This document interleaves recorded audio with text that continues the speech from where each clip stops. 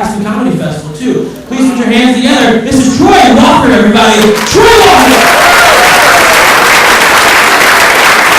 What's up, everyone? How you guys doing? So I was talking to a friend of mine recently. He asked me this question. He goes, what would you do if you were rich? And I was like, I wouldn't do anything. He's like, you wouldn't do anything? I was like, nothing. He's like, so you just sit around and watch TV and read? And I was like, read? Dude, if I was rich, I would do everything I could to forget how to read. I'm rich. I could pay somebody for that. He was right though. I would have to come up with a way to keep myself busy because I'm one of those people, man. If I had a lot of money and nothing to do, bad things would happen. Like I just picture myself rich in like a solid gold studio apartment, asking myself questions like, who do I call to rent a monkey? Probably not gonna turn out well. I have read a lot of classic novels lately though, like A Tale of Two Cities, like Oliver Twist, and they're great, but I noticed that they have all these insults in them that people don't use anymore.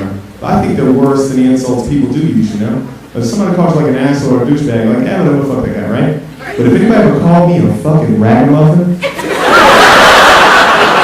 we're both going to jail. I don't even know what a ragamuffin is. But I know you better be one if you're going to call me one. So the neighborhood I grew up in when I was a kid was not that good, but it's like changed a lot. Like it's like gotten way different. And I like to have fun with the people that don't remember when it was real bad though, you know, like the new people. Like I like to like hang out and throw up fake gang signs. You know what I mean? Like I just wait for that new happy family to move in. And then stand on the corner and go, hey! You know where you at, bitch? East side, baby, it's east side!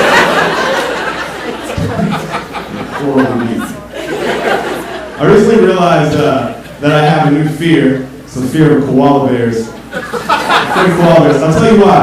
I was watching this nature show. This lady's on safari, right? And she goes to pet this koala bear, and this thing tried to rip her goddamn face off. Right? Like this little koala bear was crazy on this lady's face. And you're looking at me because I'm like, you know, koala attack doesn't sound that bad. Like it sounds like you just be like, oh hey, go on, get it out. But no, this thing was ripping this lady's fucking eyes out. Like, could you imagine being attacked by a koala bear? That's like getting robbed by a Muppet baby. Like, I would be so hurt, man. It's like, I just wanted to be friends. I had to go in my backpack. So I researched it to try to like figure out what the deal was, and it turns out the koalas are mean as shit all the time. They're like one of the meanest animals ever. Like they look little and cute, but they're like mean as fuck. They're like Joe Pesci and Goodfellas, but in a tree. And the reason is that the eucalyptus is like a drug to them, so they're just coked out of their minds the entire time. So it's not cute at all. It's just like the most adorable heroin student you've ever seen. And then I kind of felt bad for the little guy, you know? Because, like, if I was a crackhead, and there was a tree on which crack grew, I would just be in the tree all the time. And people would walk by and they say, look how adorable he is in this crack tree. And if you tried to pet me in that tree, I'd stab you in the neck with a possum stick. So I've been doing a lot of traveling for comedy lately, and I recently went to Portland for this comedy festival. And Portland's a cool city. It's a lot like Denver, except for how they treat their homeless people. You know, because in Denver they're all kind of down by the stadium, like they have shop collars on and can't go anywhere and shit. But in Portland they just sort of let them roam. And I made the mistake of walking home from this after party at like 3 in the morning. I'm like, whatever, it's like a mile back to the hotel, over the bridge, 2 blocks to the left. Easy, right? Yeah, until you get over that bridge. There's homeless people everywhere. There's like fucking Walking Dead or some shit. And we'll approach this group of them, and in the group there's a guy. And the guy has a knife, and it's a big knife. Like a big knife. Like the kind of knife white people use to investigate noises. Big. So I'm like, ah! And panic, right? But then I'm putting these because the woman with him says, excuse me, sir, can you spare a smile? And I gotta tell you guys, I smiled my ass off. But then I got kind of mad. Like I thought about it, I was like, man, like I prepared myself for a bad situation to happen and then nothing happened. Like I prepped myself for something really bad to happen and then nothing happened. That's the equivalent of having somebody follow you down a dark alley like, hey! Hey man! You wanna let me read you this poem, man?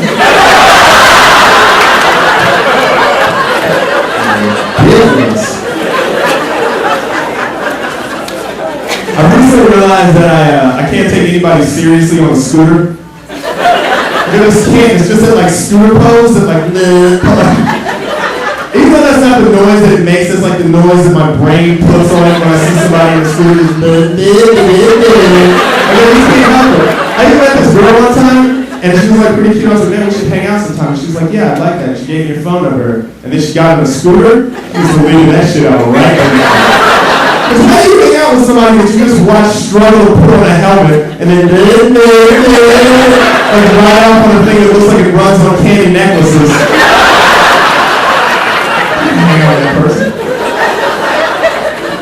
Not very good with the ladies, man. Pretty bad. Guys are just kind of generally bad, you know? Like, I think one of the funniest things you can see, though, is when you see a guy hit on a girl that he's got absolutely no chance with from the very beginning, but he's, like, the only one that doesn't know. Like, everyone else in the bar was like, yo, watch, that shit was not gonna happen. I love that. That happened the other day. I was at this bar, and this guy sitting on this girl, she's like this new age kind of hippie kind of chick, and she's trying to let him down easy, but the way she did it, it actually came out worse. Like, she's like, I'm just detecting all this bad energy from you.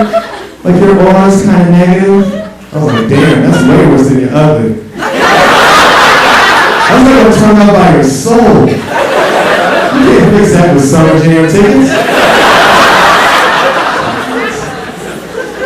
I am bad though, man. I'm the worst.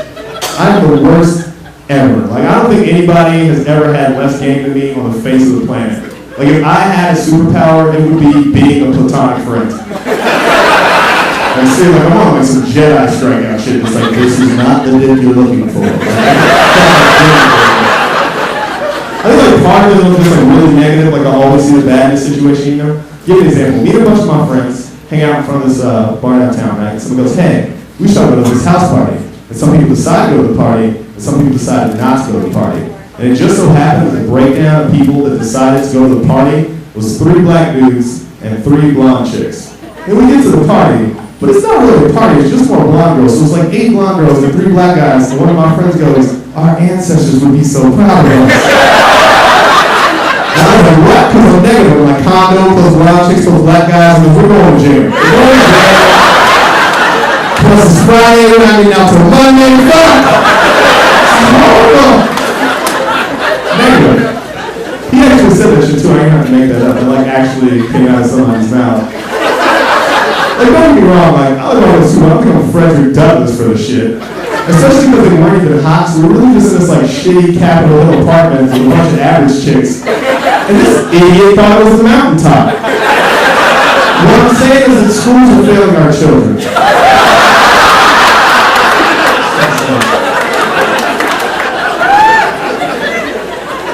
So I was giving my friend a ride home one night recently, and we're getting kind of close to her apartment. She goes, hey, do me a favor. My apartment's just the other side of this park.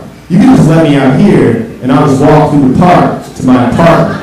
And I'm like, no. And she's like, no, really, it's fine. I have a lot of things in my mind, a lot of things that are bothering me, and a walk in the park always helps. The quiet really helps me clear my head. And I'm like, now I'm the last person anybody saw you with it, doesn't it?